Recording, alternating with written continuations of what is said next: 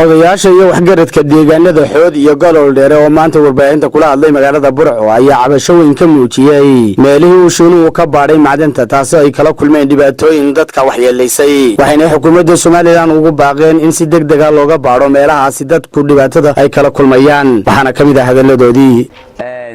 magacaygu ay Yusraan Xaj Farax oo aan ahay gudoomiyihii magaalada Xood saxaafadeedka wuxuu ku saabsan yahay cabasho nagaga timi xagga deegaanka oo dhaawacyo leh iyagoo ka cabanaya sirfayadii shiinuhu shidaal baadhis ku sameeyay markaas darteed baan saxaafadda qabanay anigoo ah Ibraahim Umar Khalaf dadka dhaawac ku soo gaaray deegaanka Xoodeed aan ka mid ahay dadkii dhaawac ahaa markii halka aan dhaawacaasi nagu soo gaaray dad 5 qof ayaanu nahay dhaawacayga waa aragtaan isha midig iyo dhafoorka ayaa dhaawacaasi iga halaaday halkii shiinuhu ku sameeyay macdan baadhista shidaalka isbalaaska Xood u sheeday markii aan mariyay ayaan dhacay anigu madaxweynaha Maxamed Siilaan istaagay wasaaradda macdanta tagtay madaxtooyada iyo xildhibaan wixii Somaliland halka istaageen way meesha ku dhacay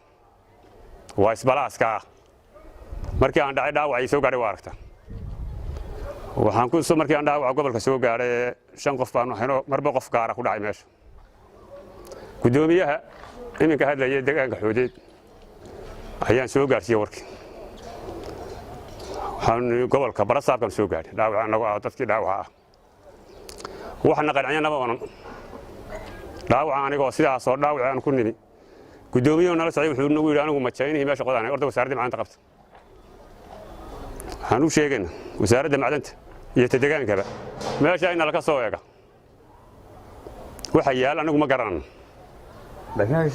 anagu saan aaminsanay isbalaaska ayaanu ku dhacnay waxa siiga helay hanal ka soo eego ummadda dawladda ka mas'uuliyo hanal ka soo eego meesha hanal ka baaro anigu waxaan dadka dhaawac ka soo gaaray balaasyada isha midigta isha bidixda iyo jeexa iyo qaarka dambe intaba xanuunkaas uu iga soo gaaray dad dowrana waanu nahay markii aanu gudoomiyaha Xoodeed u sheegnayna aanu magaalada nimina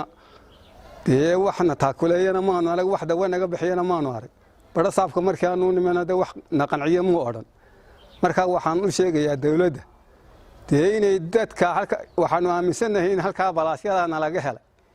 cilmi anagu ma lihin in la soo eego la baaro oo nalaga hubiyo wixii meesha ku jira yaanu ka codsanayna dawladda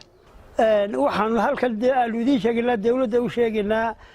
ilaa madaxweynaha u sheegnaa wasiirka bacdada u sheegnaa barasaabka gobolka u sheegnaa iyo dhamaan waxay qusayso dhulkii wadooyinka ahaa ee la bixiyay shiinaha shaybaadhka ahaa ee la baariyo bacdada laga baarayo dhul badan oo kamid ah oo waliba shuulu calaamadiyada uu si calaamadiyay dhulkaasu xoolihii malayay idhihiba waa ku qalxolo idhi waa ku dhabeereen dadkii malayana way ku qalxolo way ku gubteen marka waxyeelo badan bay geysteen sida awgeed baanu ka maarmay inaanu TV-ga ka hadalo caalamka u sheegno waxaanu leenahay wixii ay qusayso xaajadaas qusayso dad badan baa jiifa dad badan baa dhabeelay wixii dambana waa halis wixii dambana waa halis waxaanu leenahay hal la eego hal degdeg loo yimaado dadka hal la badbaadiyo meesha hal la yimaado hal la baaro waxa ku jira hal la baaro oo qolashiini hal la gaarsiiyo oo waxay qusayso hal la gaarsiiyo hal la baaro meesha degdeg loo yimaado ayaa la eegay Bukhari telefishinka Real Burco